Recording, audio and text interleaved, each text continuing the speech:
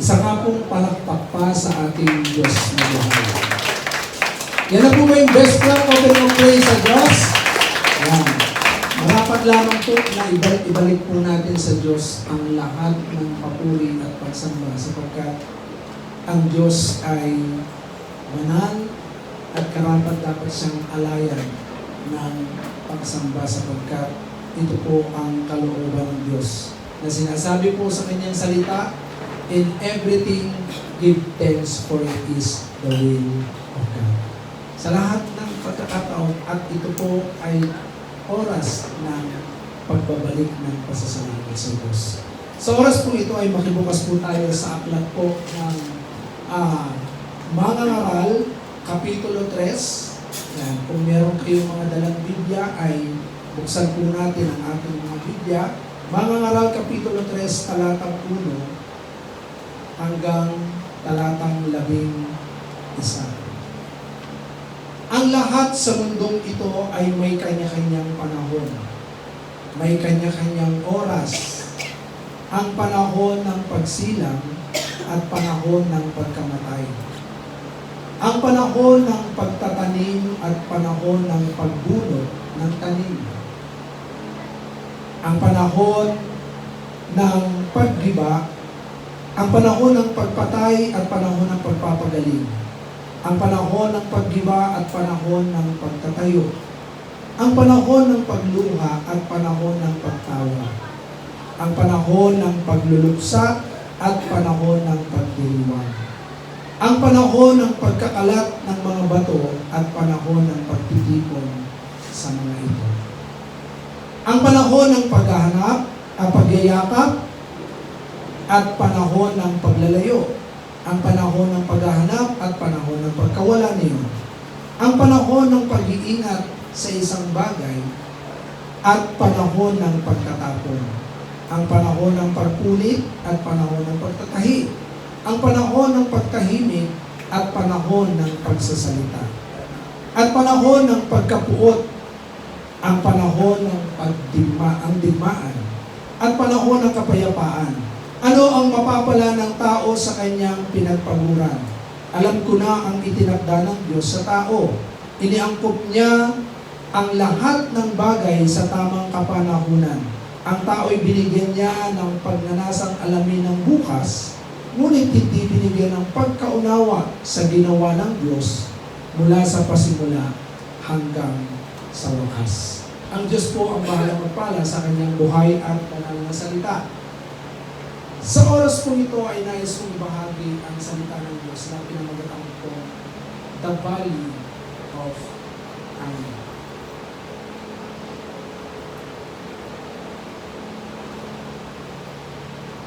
Mahalaga po ba ang oras? So, may mga nagsasabi, ang sabi ng iba, wala akong time. Tama po ba? Busy ako. Madalas yan sabihin ng tao. Ngayong umagang ito, ay nais kong maunawaan po natin yung kahalagahan ng oras. So may mga katanungan po ako rito na nais po natin masagutin. What is time? Ano po ba ang oras? Where do you spend your time? Saan mo ginugugol ang iyong oras? How do you spend your time? Paano mo ginugugol ang iyong oras? And why we value time? Bakit natin pinapahalagahan ang oras? So, what is time? What is time? Ano ang oras? Sinasabi po dito, the measured or measurable period during which an action, process, or condition exists or continues. Ito po ay sukat ng lahat ng ginagawa natin kung gaano na ito katagal. Nakaupo ba ninyo? Yan ay sukatan. Kaya nga po yung time Yung lahat ng mga nagawa natin, ilang taon ka na nagtatrabaho. Di ba? Ilang taon ka na nabubuhay. So yan yung sukatan. Because of time. At sabi ng physicist, sa scientific explanation, na ito po ay the progression of events from the past to present into future. Past, present, future. Yan po ang time. Okay? So, if a system is unchanging, it is timeless. Kapag hindi na ito nagbabago, halimbawa, itong oras na to, hindi yan gumagalaw. Ito pa rin yung oras. Hindi yan time. Kasi continuous. Sabi nga ng may tao doon, Brother Boy. Brother Boy, may tao sa gate. Isa lang po ang gagawa. May tao sa gate. So, tingnan po ninyo.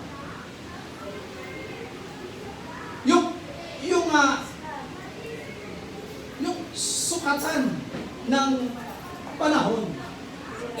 Kapag tumigil yung panahon, sabi ng scientific explanation, timeless yan. Walang sukatan eh. Tama po ba? Naintindihan po ba ninyo? At sinasabi rin ng physicists na mga dalubhasa sa siyensya na ito po ay kasama doon sa tinatawag na dimensional space. Pang-apat po siya sa dimensional space. So, sa mga tatlong dimensional space, sino nag-aral ng science dito? Alam niyo ba kung ano ang dimensional space? Front, back, left, right, high, up, down. Yan ang dimensional space. Kaya itong time ay kasama at pang-apat siya sa fourth dimensional space. Naunawaan po ba natin? So, bumalik lang po tayo sa siyensya. Okay. Tingnan po ninyo ito. The definition of time sa bawat isa po sa atin. Tingnan niyo kung totoo po ito o hindi. Sometimes, when you wait, kapag nag-aantay ka, ang tagal naman. Inaantay mo yung birthday mo. Inaantay mo yung pangako sa'yo. Ang tagal naman dumating. Tama po ba? Pag nag-aantay ka, parang ang tagal dumating. Pag naman late ka, pins naman ang oras. Kasi late ka lalo na pagpapasok ka. Lagi kang tingin ng oras. Makita mo, wala na, late ka na ng 10 minutes, 5 minutes. Pag ikaw naman ay nasa yung tribulation, nasasaktan, parang walang katapusan. Parang pakiramdam mo, ano ba to? Wala nang katapusan. Lagi na lang ganito. Diba? At kapag naman nalulungkot ka, pakiramdam mo para kang patay. Parang walang kabuhay-buhay itong buhay na to. Malungkot ka. Pag naman nabuboard ka, yung nagpapatay ka ng oras, board na board ka eh. Ang tagal ng oras, ang haba ng oras. Yung mga nagtatrabaho sa mga trabaho, tingin ng tingin kung alas 5 na. Yung mga pumapasok sa school, uwian na. Yung kaya umaattend sa church, ganun di kaya? Ang tagal naman yung pastor. Tagal magturo. naboboard. Pag naboboard ka, mahaba yung oras. Pag naman masaya ka, sasabihin mo, ang iksi naman ng panahon. Ang bilis. Sayang. Ang saya ko. Pakiramdam mo ang bilis ng oras. Ang iksi ng oras. Parang maiksi yung panahon na yun. Kaya nga, time is determined doon sa nararamdaman natin at yung nasa isip natin. Hindi yung oras. Hindi yung orasan. Hindi nakadetermine dyan. Ngayon, tanungin ko po kayo, where do you spend your time? Saan po natin inilalagay o ginugugol yung oras na meron po tayo? So sabi dito, there's only one thing more precious than our time. And that's who we spend our time. Kanino mo inilaan yung oras mo?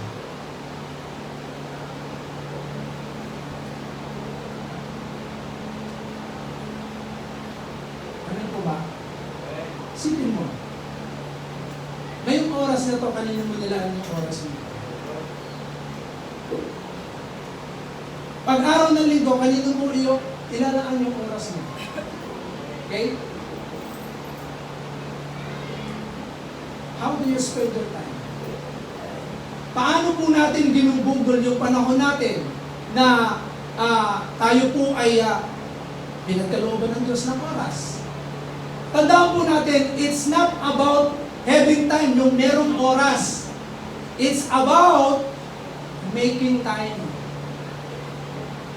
It's about making time. So ano pong ibig sabihin ng word na yan? Yung phrase na yan, making time. Pag sinabing making time, ikaw ay nakikipag-usap sa isang tao, sa oras na ito ay magkikita tayo. Sa oras na ito, mananalangin tayo. Sa oras na ito, kakain tayo. So, you are making time. Amen po ba? Nakikipag-deal ka kung paano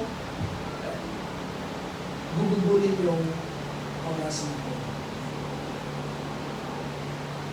Every minute of your time is either spent helping or hurting your chance for the victory you are seeking in your life. Pwedeng ito ay nakakatulong or pwedeng sabihin mo ito ay nakakasira doon sa posibleng ikaw ay magtagumpay. Kaya nga, bawat minuto ay investment po natin yan. Amen po ba?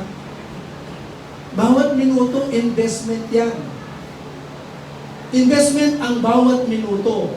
Kasi, ito ay meron kang dapat paglagyan yan. So sabi dito, if someone wastes 10 minutes of your time, 8 minutes is your fault. Pag 10 minutes ng oras mo ay nasayang, hindi kasalanan ng iba yung kasalanan mo. Alam niyo po ba na ang mga Hapon, pag nakipag-usap yan, yung mga Hapon, pag nakipag-usap sila, yung oras na wala ka, iiwanan kanila. Sa Pilipino kaya, usapan alas 8 ng umaga, darating alas 10 ng umaga. Tapos nag-antay ka. Tagal mo naman. Gigil na gigil ka. Hindi na kasalanan mo ano yun.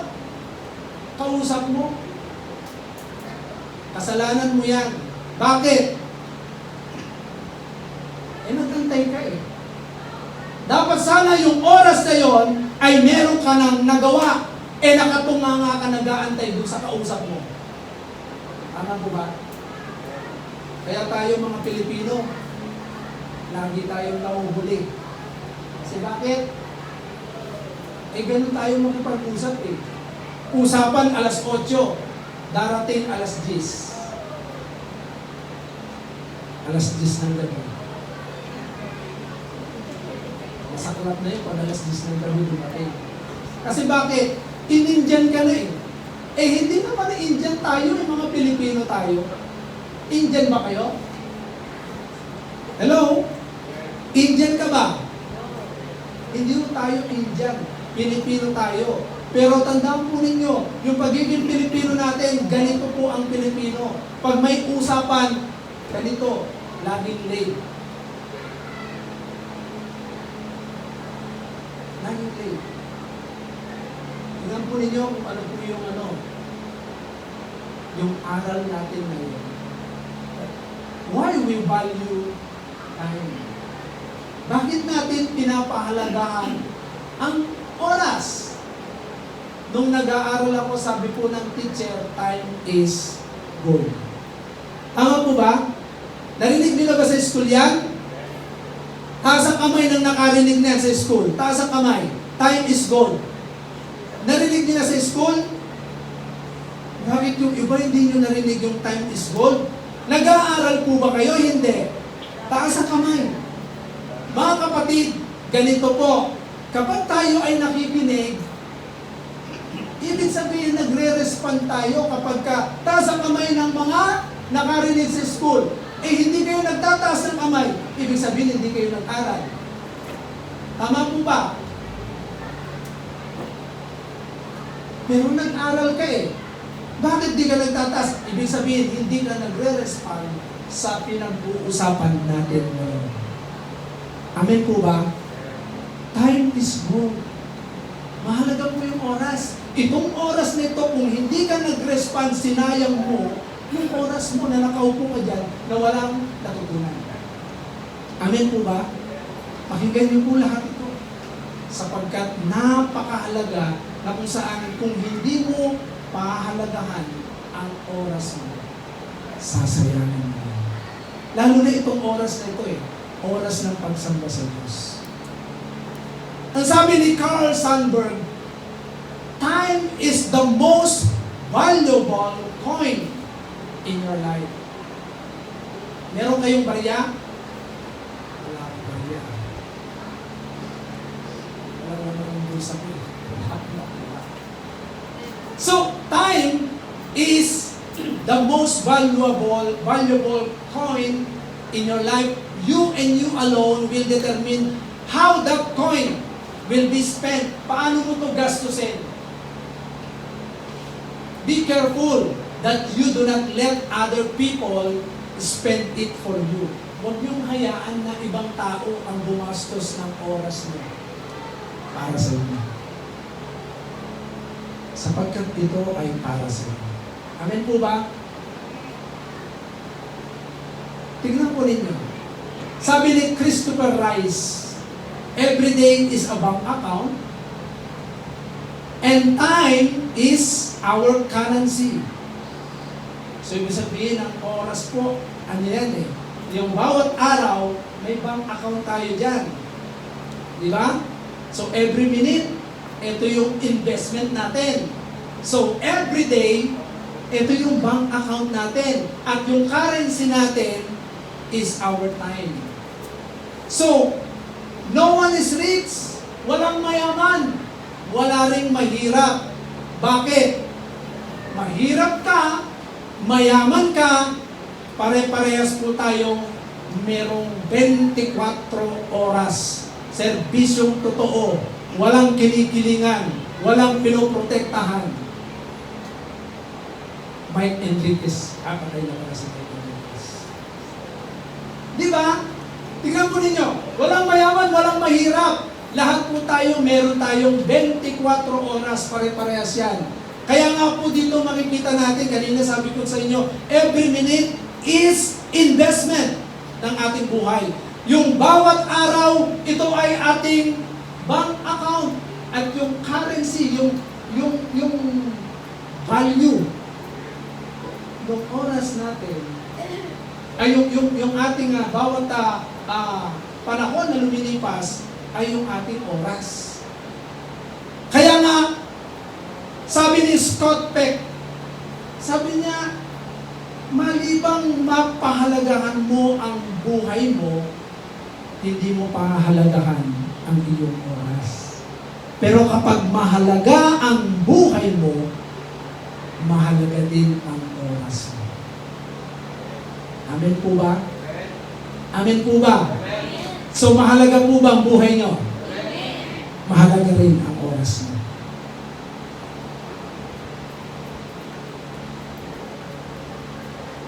Life teaches us to make good use of time. Ang buhay, tinuturuan tayo kung paano tayo gumawa ng mabuti sa paggamit natin sa oras po natin. Tandaan po ninyo, araw ng pagsamba. Saan mo gagamitin yan? Magtatrabaho ka? Maglalakwatsa ka? Nandun ka sa bahay? Anong ginagawa mo? Kaya nga dito makikita po natin, life teaches us to make good use of time. While time teaches us, the value of life. Pag mahalaga sa iyo ang iyong buhay, mahalaga din sa iyo ang oras.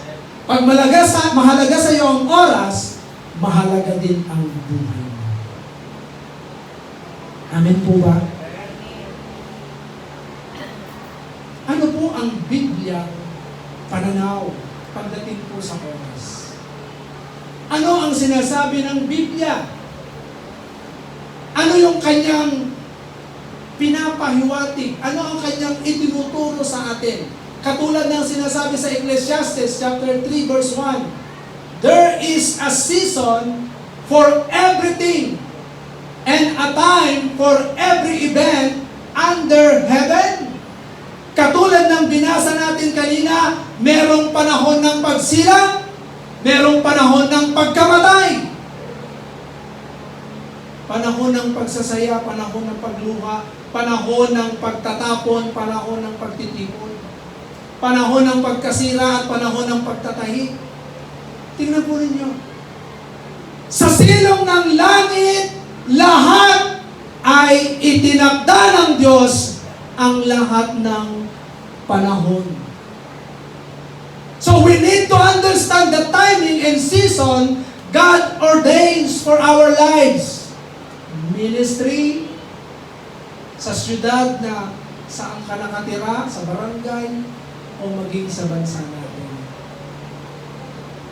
Kailangan natin maintindihan ano yung timing ng Diyos.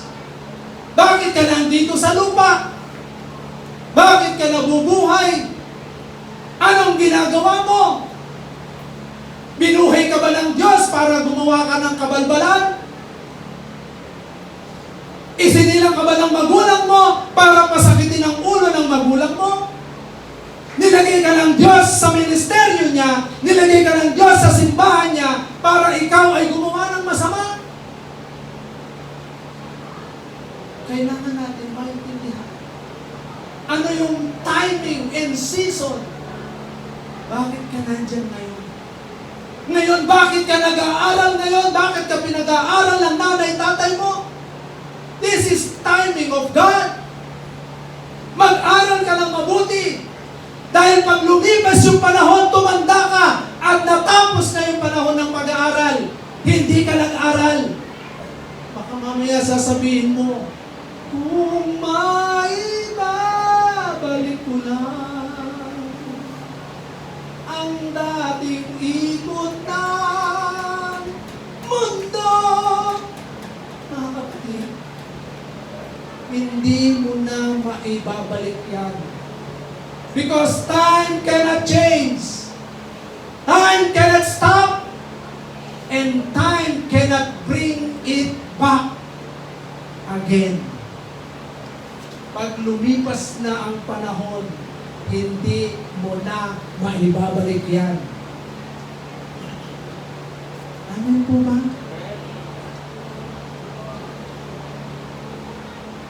Habang kasama mo ang mahal mo sa buhay,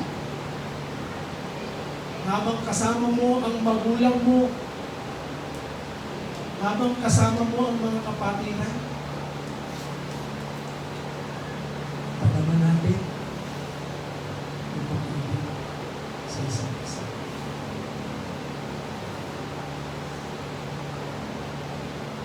Hindi yung pagwala na yung tao. Minsan pagpatay na yung tao, sasabihin mo, ang bait-bait mo. Lahat ng magaganda, sasabihin mo. Pero nung buhay pa, hindi ka man lang nagpasalamat. Hindi mo man lang nasabi sa kanya, salamat ay, salamat ay. Salamat, Pastor, sa iyong pag-aaruga sa akin.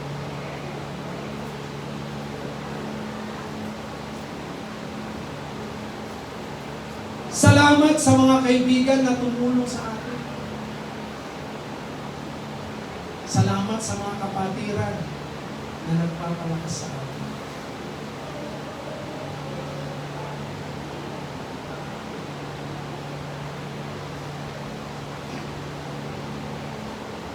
Alam niyo po ba na ang oras, time is a gift from God. Ito'y regalo ng Diyos sa kanyang mga anak para gamitin ang oras na yan, ang panahon na yan na ibinigay niya sa atin, gugulin natin yan upang magkaroon ng glory. Romans 14:8. Ano po ang sinasabi ng Romans 14:8? Tayo po ay nabubuhay upang parangalan ang Diyos. Tingnan po ninyo. Nabubuhay tayo para parangalan ng Diyos. Hindi natin para ipahiya ang pangalan ng Diyos. Binuhay tayo ng Diyos. Nasa daigdig tayo ngayon. Kaya huwag mong sayangin ang buhay mo. At sinasabi rin ng Biblia, at kung tayo'y namamatay, sa Panginoon tayo namamatay, pinararangalan din natin ang Diyos. Kaya nga sa mamatay, sa mabuhay o sa mamatay, tayo'y sa Panginoon. Bakit? Timing ng Diyos yan. Yung iba, ipinanganak na, hindi pa nabuhay. Namatay pa nung maliit. Samantalang tayo, binuhay tayo ng Diyos. Nalaglag ka na nga, nabuhay ka pa. So ano ibig sabihin mo? Nakuryente ka na ng pinakamataas na voltahe, nabuhay ka pa. Diba? Nagkasakit ka na ng malubha, nabuhay ka pa. Yun yun. Makikita po natin, if there is one thing that we have all received equally, it is time. You and I, pare-parehas po tayong pinagkalooban ng Diyos, ng oras. Kaya nga, huwag natin sabihin, wala akong time. Wala akong time na maglingkod sa Panginoon. Wala akong time pag-araw ng linggo. Wala akong time na talagang magbigay ng time sa mga pamilya ko. Alam niyo po ba na time is your most precious gift because you only have a set amount of it. Napakaiksi ng buhay ng tao. Tandaan niyo po yan. Pwede kang gumawa ng maraming pera, pero yung oras, hindi ka pwedeng gumawa ng maraming oras. Bakit? Sapagkat ang Diyos ang nagtatakda ng bawat panahon. Hello? Naintindihan po natin? Panahon ngayon na tayo'y malakas. Pag dumating yung panahon na mahina ka na, ano ang sabi ng Ecclesiastes chapter 12? Basahin natin. Ecclesiastes chapter 12. Beginning verse 1. Alalahanin mo ang iyong manlilikha sa panahon ng iyong kabataan bago dumating ang mga araw at taon na puno ng kaguluhan. Panahon hindi mo na madama ang tamis ng mabuhay. Alalahanin mo. Next. Tuloy-tuloy niya yan.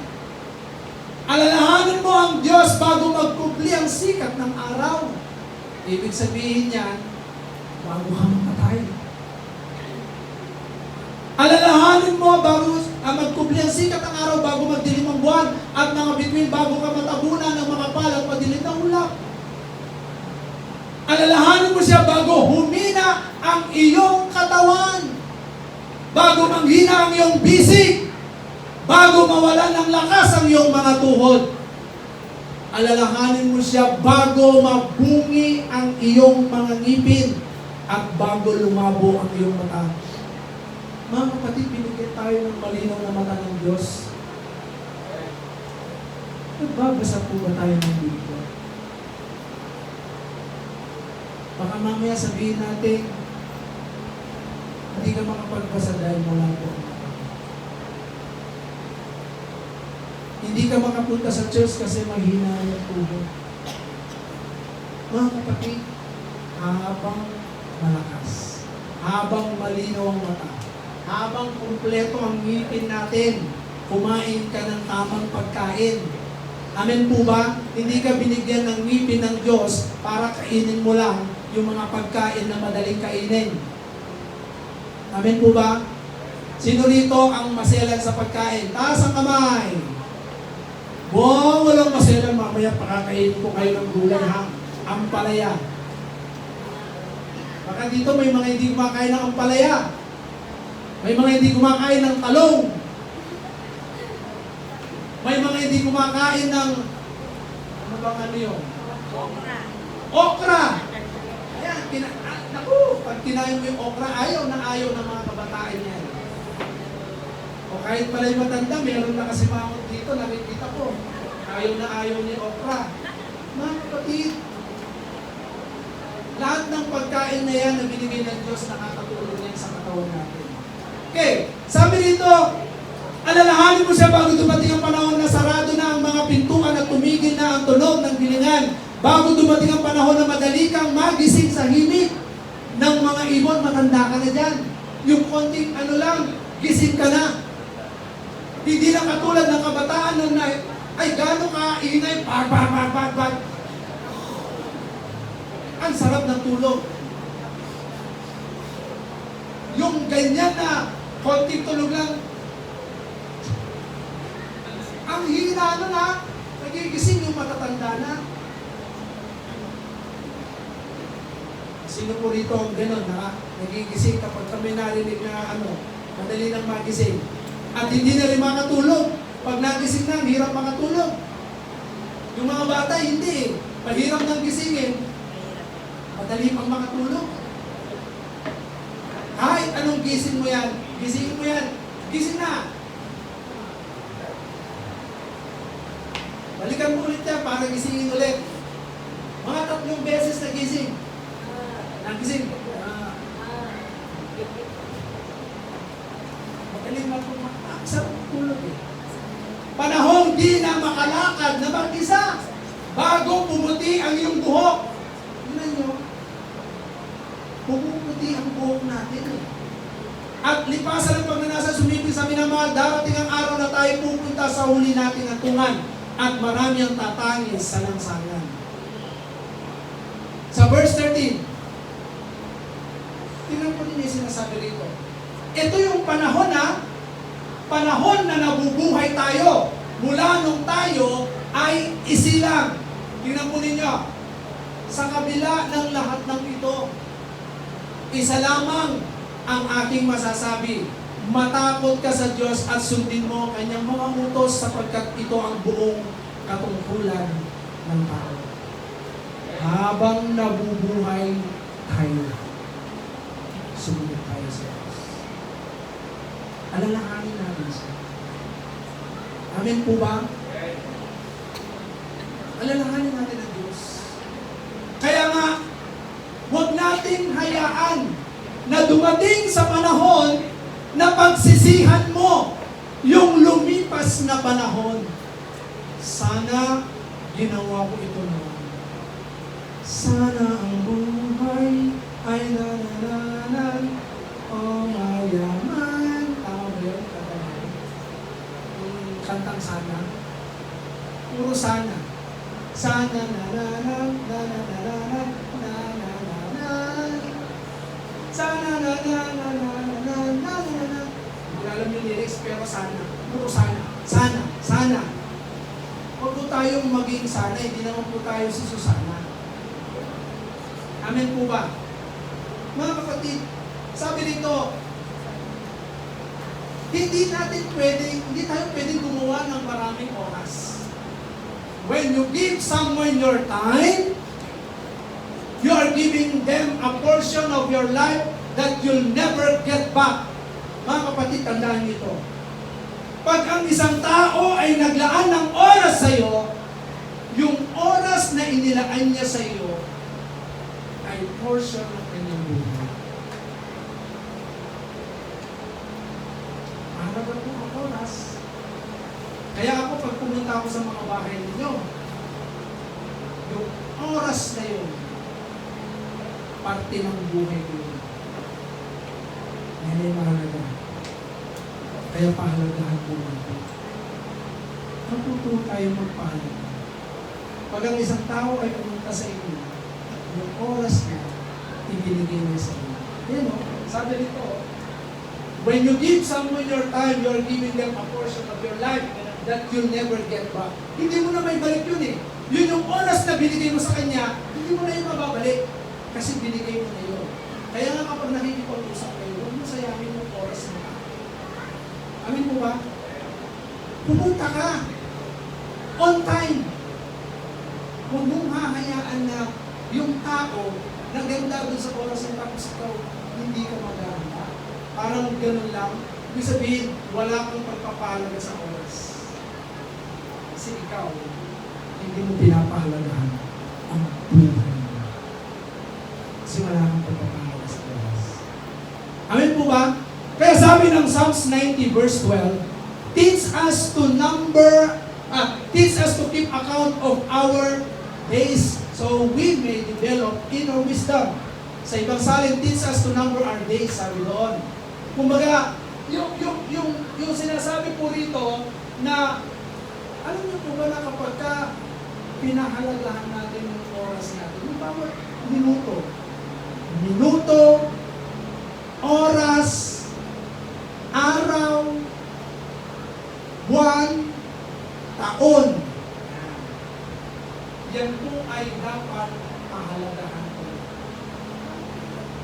Bakit maiksi ang buhay natin?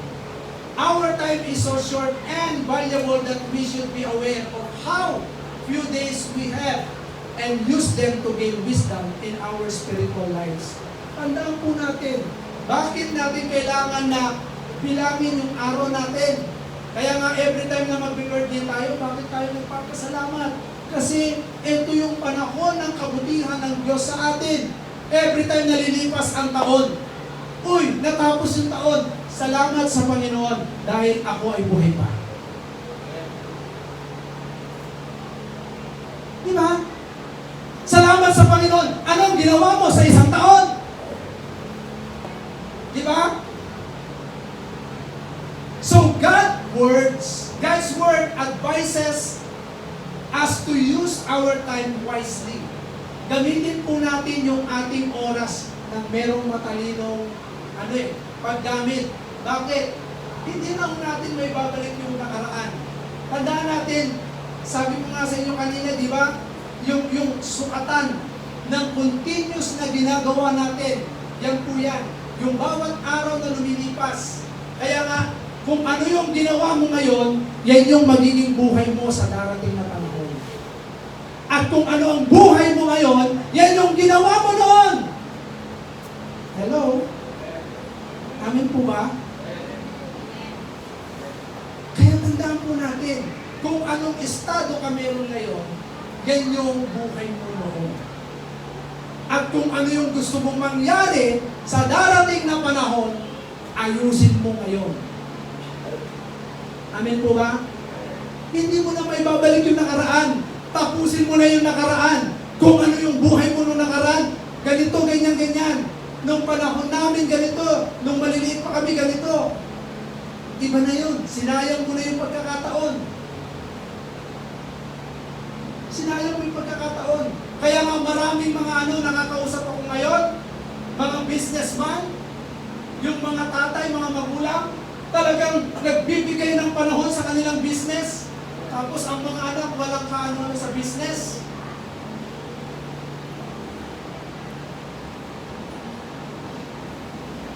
Kaya marami pong mga magsasaka ngayon, walang sinasaka. Kasi yung mga magulang noon na masipag magsaka, sinaka nila yung kanilang mga lupa.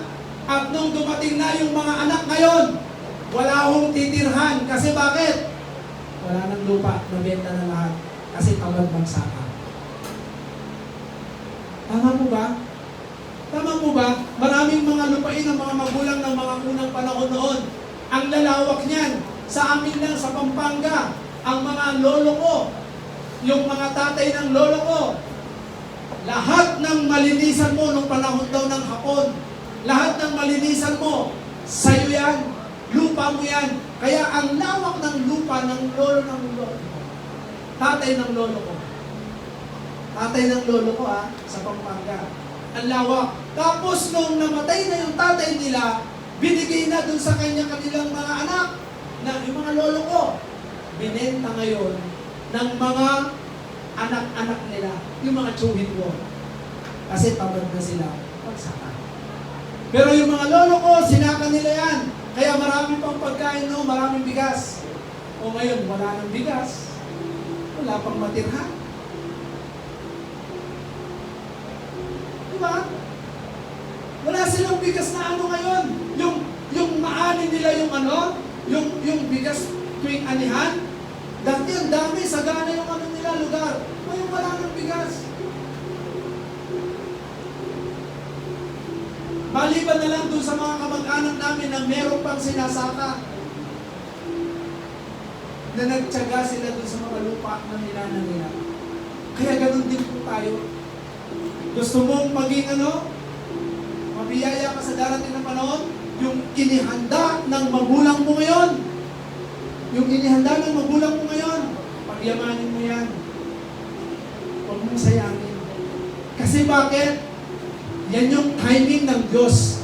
Pinrepare ng Diyos yung mga magulang natin para ibigay sa atin yung nararapat na para sa atin. Pagyamanin mo yan. Amen po ba? Huwag mong sayangin yan. Ay, hindi ko kasi gusto yan Mga kapatid, sabi ng Bible, makontento ka kung anong meron ka. Hebrew 13:5. Huwag kayong magmukhang salapi, sabi ng Bible. Kaya maraming mga magulang na kung saan merong mga business, sinarado na lang nila yung mga business nila. Bakit? Kasi yung mga anak ayaw nila. Ito daw ang gusto nila. O ngayon, anong buhay ng mga anak? Ayun, nasa ibang bansa. Katulong. Madalas katulong ang mga Pilipino. Mga factory worker. Samantalang dito sa Pilipinas, pinag-aral, talagang pinagbusay yung kanilang pamumuhay ng mga magulang. Tapos, hindi nila pinansin. Ano nangyari? Mga kapatid, sabi po rito, God's Word advises us to use our time wisely because He knows that there are many things in life that can distract us from what truly matters. Maraming distraction sa buhay na minsan ito yung dapat pero hindi mo binigyang pansin kaya ngayon ito yung buhay natin. Mga kapatid, yung timing ng Diyos. Hindi natin may babalik na yung timing ng Diyos. Kaya nga, habang meron pong ibinibigay ang Diyos, Brother Boy, ganun mo yung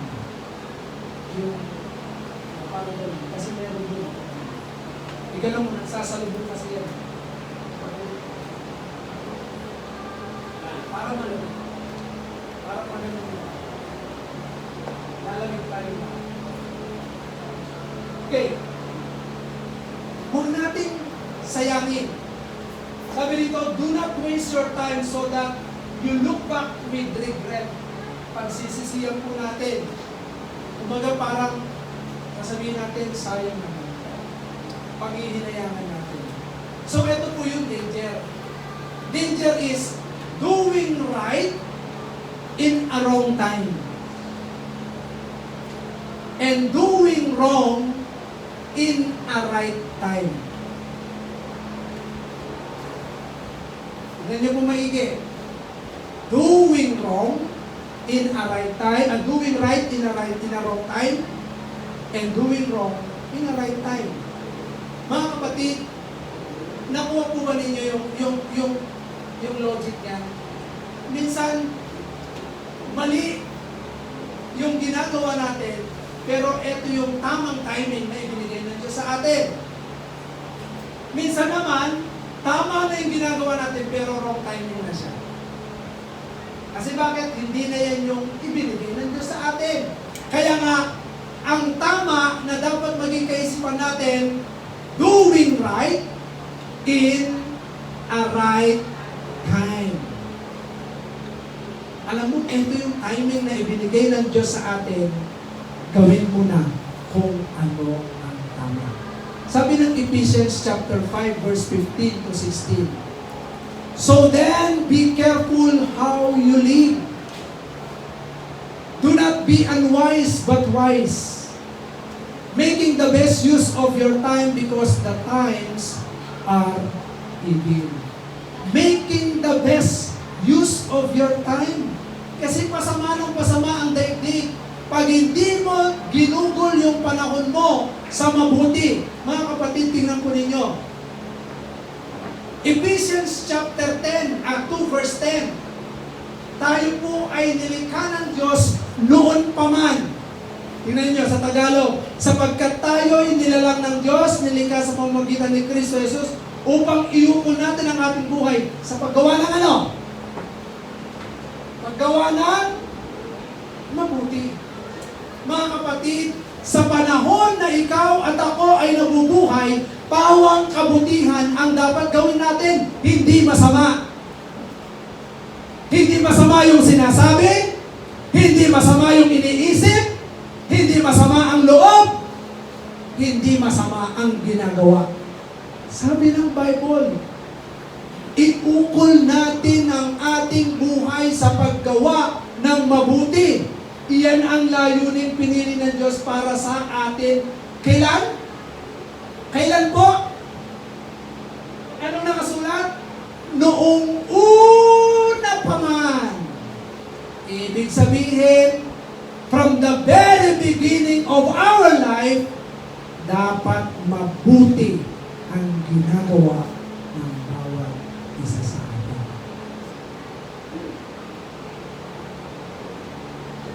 Isipin ninyo, nakasulat sa Bible. Kaya nga kapag gumagawa tayo ng masama, masama ang isip natin, masama ang dila natin, masama ang puso natin, masama yung ginagawa natin, hindi yan ang kalooban ng Diyos na paglikha niya sa atin. Ang pagkalikha ng Diyos sa atin ay mabuti. Mula nung likhay ng Diyos ang tao, mabuti. Lahat ay mabuti. Kaya nga tayo po, iukol natin yung paggawa ng mabuti habang nabubuhay ka. Amen po ba? Huwag namin sayangin. Ngayon, paano natin bubulin? How do we spend time with God? Tanungin ko po kayo. Simulan na po ninyo ngayon. Paano mo gugugulin ang iyong panahon sa Diyos habang nabubuhay? Narinig nyo na. Sa mabuhay, sa mamatay tayo sa Panginoon. So how do we spend time? manalangin, magbasa ng Biblia, dumalo ng gawain niya, katulad ng pagtitipon na ganito. Paano natin ilalaan ang buhay natin? Maglingkod tayo sa Panginoon. Gumawa tayo ng mabuti. How do we spend our time? Sa pamilya, paano mo ginugugol ang oras mo sa pamilya? Baka mamaya, mas mabait ka pag nasa labas. Baka mamaya, yung magulang mo nagpakakayod-kayod marino. Kayod marino, alam niyo ba yung kayod marino? Salita ng mga ano yan matanda. Pag sinabi yung kayod marino, talagang napakahirap yan. Talagang puspusan ng pagtatrabaho. Tapos, minsan hindi mo lang nabili ng ng kahit isang platitong mani. Hindi mo man lang nabilan ng kahit na isang sachet na kape. Tay! Nay! Ito, bumili ako ng kape. Kape tayo. How do you spend your time with your family?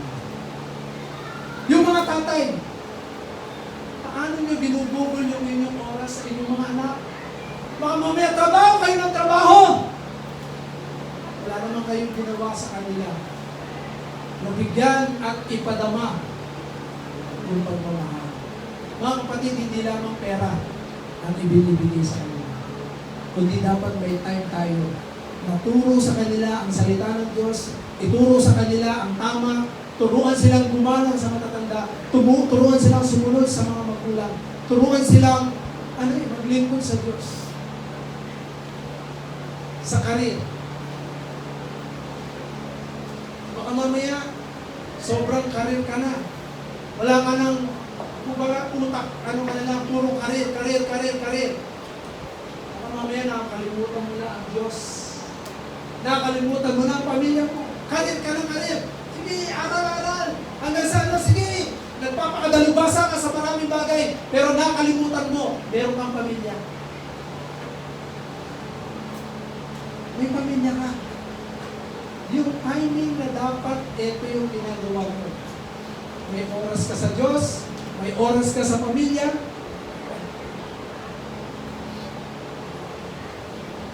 Tatlo, nakalimutan mo yung sarili mo.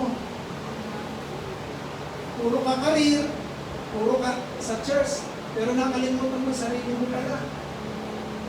Kamusta kayo yung sarili natin? Baka mamaya, tulong ka ng tulong sa kapwa. Sarili mo, hindi mo tinutulungan. Nakalimutan mo na. Di ba? Baka mamaya, hindi mo na binibilang ng sarili hindi ka na bumibili ng sarili mong damit. Hindi ka na rin kumakain. Kasi bakit? Kakainin mo na lang, iluluwa mo pa. Bibigay mo pa sa iba. Mga kapatid, kailangan palakasin din natin sa sarili natin. Bigyan mo rin ng atensyon yung sarili mo para lumakas ka at magawa mo kung ano yung gustong ipagawa ng Diyos. Amen po ba? Amen po ba? Kasi napakaraming mga dapat gawin para sa Diyos yung pinapagawa niya sa atin. Ipahayag natin si Kristo sa lahat ng tao. Ipakita natin yung pagmamahal ng Diyos. Amen po ba? Hindi yung mga nakikita natin puro mali na hinugol natin yung panahon natin doon, yung sarili natin na apektuhan. Mga kapatid, hindi gano'n. Ganun pumunta sa puso sa akin.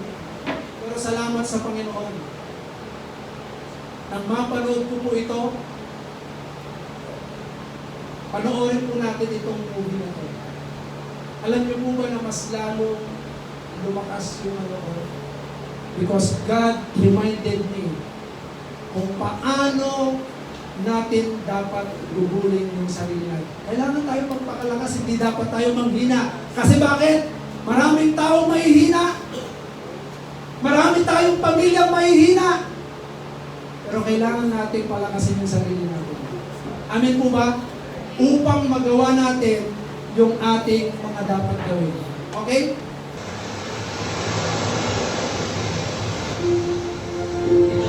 Registration for the 25th Ironman continues one by one. Some faces we recognize. Here is 58-year-old Richard Holcomb, number 214, back for a second try. He's legally blind and it doesn't matter to him. No, the thing that must occur at all costs is this time, cross the line.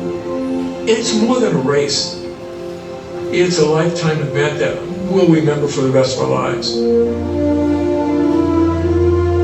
They're either going to carry me out the course, or I'm going to cross the finish line. The stories about people like Richard Holcomb pass through this world as Race Week moves forward this morning. Hey, did you hear about the man who is legally blind? People love to tell and love to hear the stories. Then, appearing near the start line, where they've been before, are father and son, Dick and Ricky Hoyer. There is no one here who hasn't heard about them, their story, and a human commitment that goes far beyond and far back.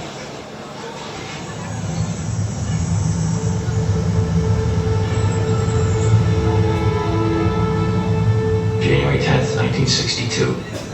We knew there was something wrong, but we did not know exactly what.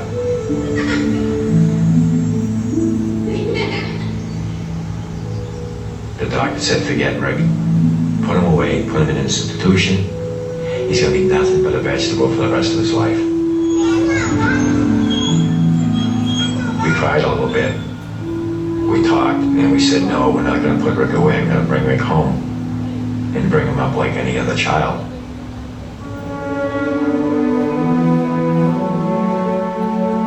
We knew Rick was smart. We could tell by looking in his eyes. And when we talked to him, he was paying attention to what we were saying. So we wanted to get a computer built so Rick could communicate with us. Everybody came to our house that night for Rick to say his first words, and everybody was betting, what is the first words Rick is ever going to say? His mom's saying it's going to be hi, Mom, and me, the dad, saying, no, it's going to be hi, Dad. Well, the Boston Bruins were going for the Stanley Cup, and the very first words Rick ever said was, go Bruins. Dick is a military man, so he knows a thing or two about commitment. This time, he's just months removed from a heart attack. This gift that he gives to his son, or is it the other way around? Either way, it all started when Rick heard about a charity run for a paralyzed athlete. He asked Dad, and Dad said yes.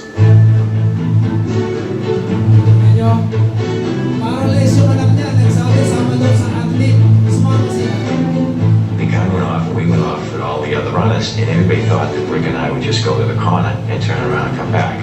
Well, we didn't. We finished the whole 5 miles, coming in next to last, but not last. And when we got home that night, Rick wrote on his computer, Dad, when I'm running, it feels like my disability disappears. So that was a very powerful message to me that we finally found a sport that Rick could get involved in just like everybody else.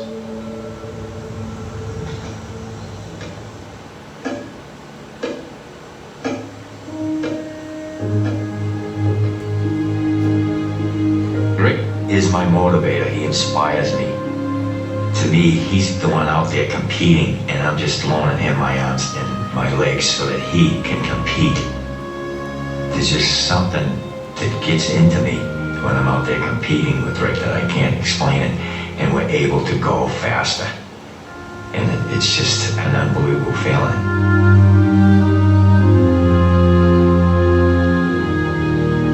Rick and I love the Ironman triathlon. To be out there competing with the best triathletes in the world, to be accepted to compete along with these triathletes. Just to be out there on that pier with all the other triathletes and then waiting in the water for that cannon to go off, it was just so exciting. The feeling coming down the finish line at Leahy Drive, it's just an awesome experience. With the crowd there, all the excitement, the noise, and the announcers announcing, all the adrenaline just gets flowing.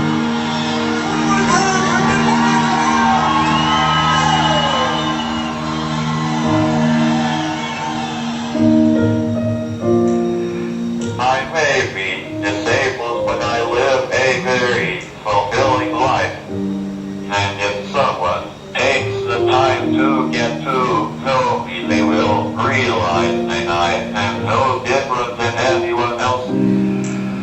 he is. He graduated from public high school. He's graduated from college. He's out there competing in road races and triathlons. He lives a happier life probably than 95% of the population. Rick would tell you that, if he was physically able to do something, that he'd probably play basketball or football or hockey. But then he always says, no, the first thing he'd do is sit down, have me sit down in his wheelchair and he'd push me. It really makes me feel good that he appreciates, what I'm trying to do to help him out, and he'd do the same thing for me.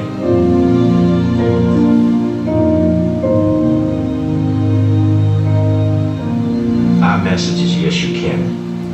You can do anything you want to do as long as you make up your mind. You can do it.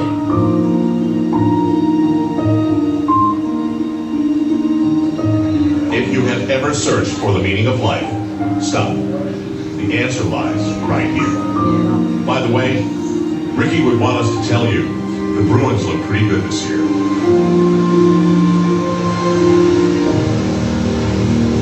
Alam niyo po ba kung ano yung nag-impact sa atin dito sa mag-ama na ito? Sometimes,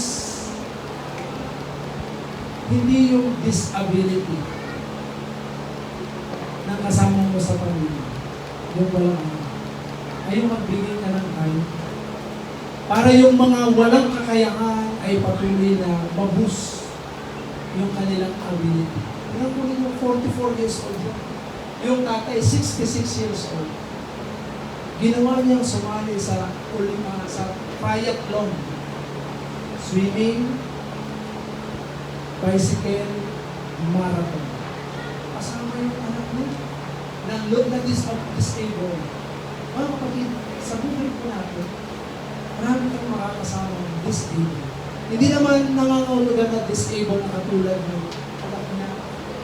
Pero alam niyo ba yung sinabi niya, dahil sa time na ibinigay ng tatay niya, nakalimutan ko ng disabled ako. Nawa, sa bawat isa po sa atin, maging katulad tayo ng tatay niya. Yung tatay na nagbigay ng time, ginugol niya yung panahon niya para mabago yung kaisipan. Mabago yung kaisipan. Bawat isa sa atin. Ano ang goal mo ngayon?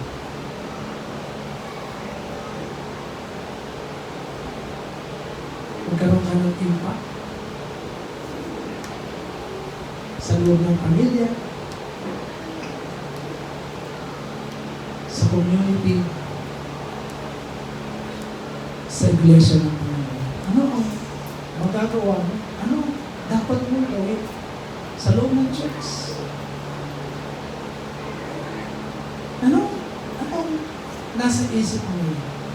Ano kaya ang magagawa ko sa pamilya ko? Ano kaya ang magagawa ko sa anak ko? Ano mo kahapon? I cried. Iyak ako. Iyak ako si Jalby. Sabi ko, gusto kong maging encourage ka na habang nagmumuhay ako. Ganon din ako sa inyo. Habang nabubuhay ako, gusto kong ma-encourage kayo sa akin. Sapagkat ito yung panahon na ibinigay ng Diyos na pangalagaan kayo, parugayin ko kayo, turuan ko kayong sumunod sa Panginoon. Ito yung timing. Umiyak ako na ako. Iyak ako na iyak. Habang pinapanood ko yan, yung nagturo kami sa pulis. God touches my heart. Ano kayang magagawa ko? Ano kayang impact na pwede kong gawin sa bawat isa sa atin? Ano kaya pwede natin gawin para makita ng Diyos sa itinagda niyang panahon sa bawat isa sa atin? Anong mabuting bagay na dapat nito?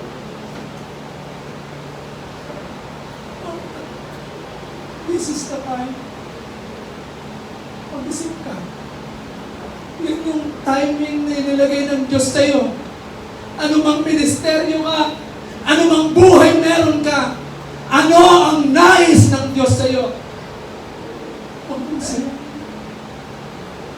Huwag mong palagpasin yung pagkakataon.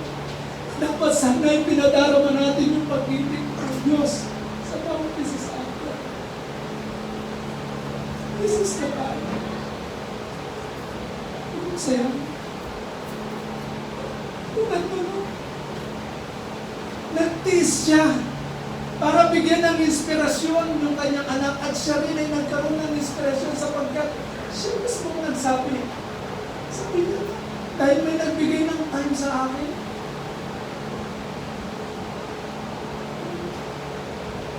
nawala yung pagiging paralisado. Bakit kasi paralisado? Maraming tao nagiging paralisado yung kapwa-tao dahil sa atin. Dahil sa atin. Nagiging paralisado ang iba dahil sa ginagawa natin. Mga kapatid, ano ang timing na nais ng Panginoon sa atin? It's about time.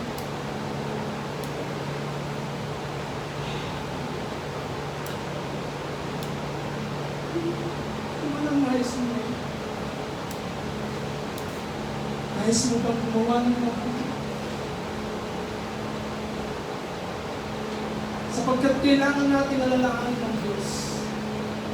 Kailangan natin makita ang Diyos kung sino siya sa buhay ng bawat isa sa atin.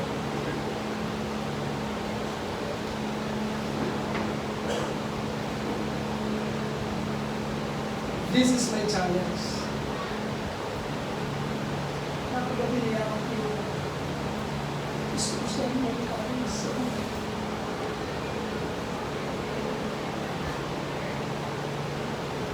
Ano ibang leader, bakit ko kayo pinakausap? Gusto ko kayo magkakas. Gusto ko kayo lumakad doon sa kalooban ng Panginoon. Yung nais na Diyos. Pagmamahal. Sapagkat ng Diyos ang umibig sa atin. Yan ang nais ng Diyos. Hindi pag-iigan.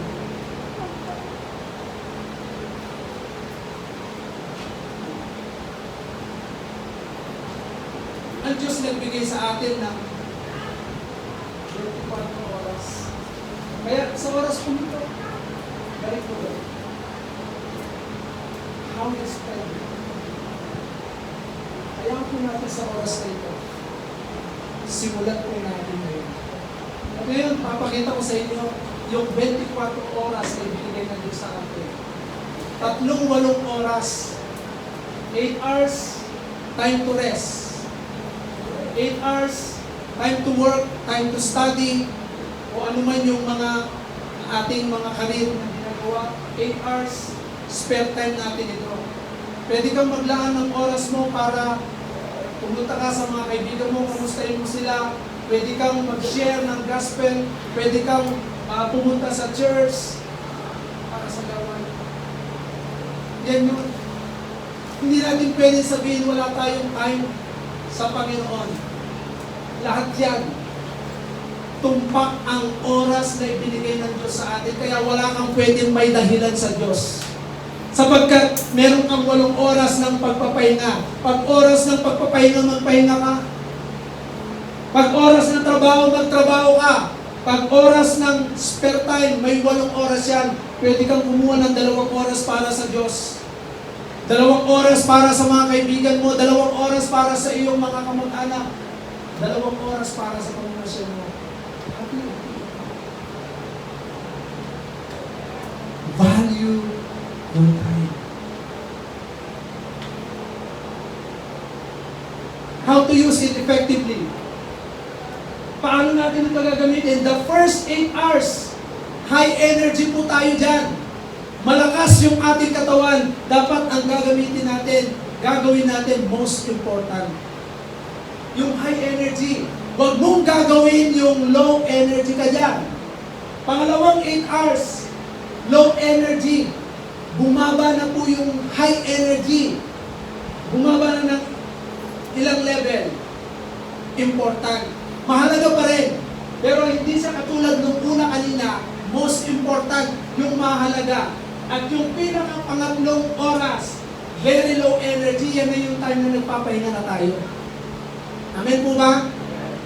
Less important na yun. Nakuha ninyo? Minsan hindi mo natin ginagawa yan. Yung less important nandun sa high energy. Yung important nandoon sa high energy, yung most important nasa low energy. Nababalik-baliktad yan. Mga kapatid, tingnan ninyo. Pagdating sa high energy, dapat most important. Pagdating sa low energy, important. Pagdating sa very low energy, less important. Para maging matalumpay po tayo. Amen po ba? Tips to remember the value of time. Tingnan po ninyo ito. Para mapahalagahan po natin maigi ayon sa Ecclesiastes. Number 1, God set time for everything. Ang Diyos po ang nag-set ng lahat ng panahon katulad ng sinasabi ko sa inyo. This is God's time. Not our time. Hindi ho natin ito time. Time ng Panginoon yan. Learn from it. Matuto po tayo. Ano ba ang ipinapagawa ng Diyos sa atin sa panahon nito? Number 2, time is not our own property. It is a gift from God. Mga kapatid, hindi mo natin property ito. Ito po ay mula sa Diyos. Use it.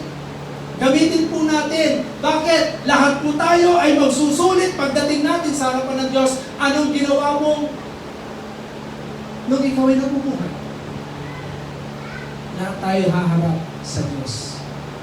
So yung oras na ibinigay niya sa atin, nakaakibat doon yung buhay natin. Kung gaano ka kahabang na buhay, ano ang ating ginawa? Mabuti o masama? Yan po yung nakasulat. Ipagsusulit natin yung lahat ng ginawa natin mabuti at masama. Kaya nga, use it. Gamitin po natin yung gift na yan. Amen po ba? Number 3, lost time is irrecoverable. Hindi mo na ito maibabalik. Enjoy it. Amen po ba? Habang nandito ka nabubuhay, tanggalin mo na yung pagiging burubot. Tanggalin mo na yung mga bagay na makakasama sa iyong katawan. I-enjoy mo yan. Gawin mo ng masaya ka lahat ng ginagawa mo. Enjoy it. Enjoy your life. Bakit? Dahil mabuti yung ginagawa natin, may enjoy natin ang buhay natin. Ngayon kung sa nakaraan ay hindi ho natin nagawa yung mabuti, itong timing na to, tandaan po ninyo, minsan kapag may sakit na tayo, doon po tayo nagsisisi. Bakit? Merong law of heaven, law of earth and nature. Yung breaking the natural law, ito po yan eh, pagka yung katawan natin, pinabayaan natin, pagka masakit ka.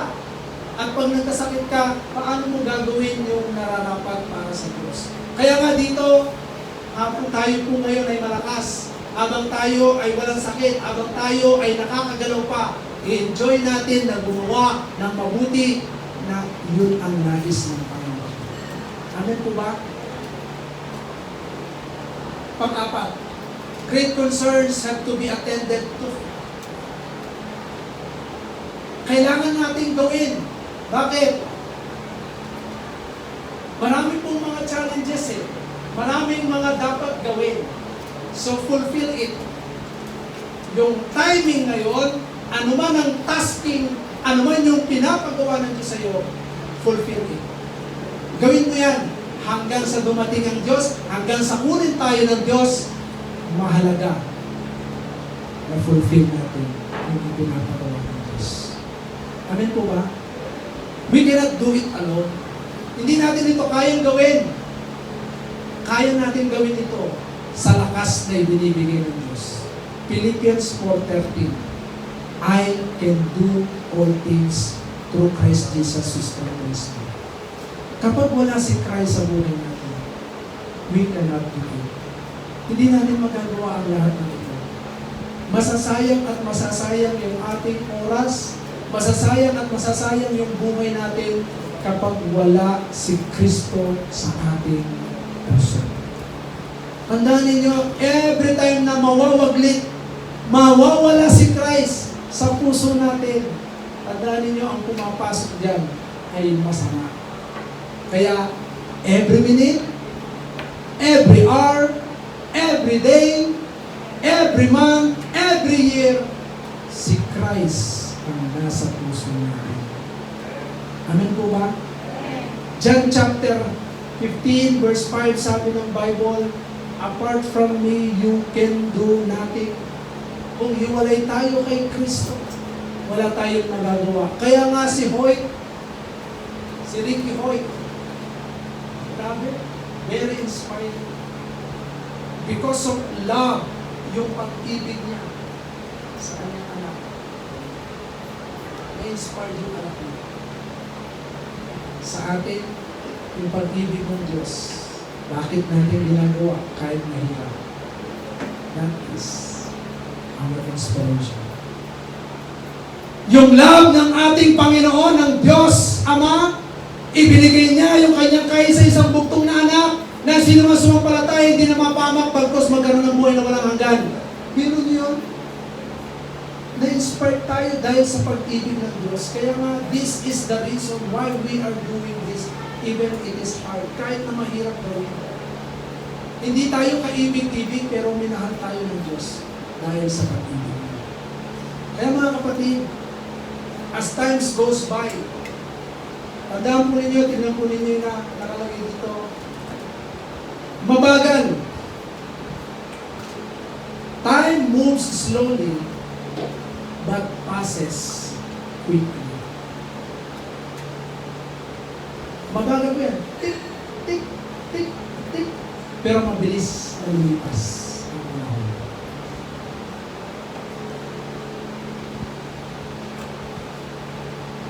This is the time. Ano kaya ang gagawin ko? Ano po yung tanong? Ano kaya ang gagawin ko?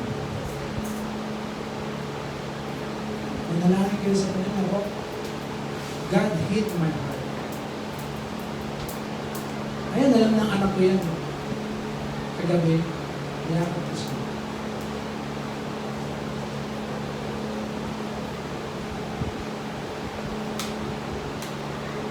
Gusto ko mag-challenge sa akin. Habang nabubuhay.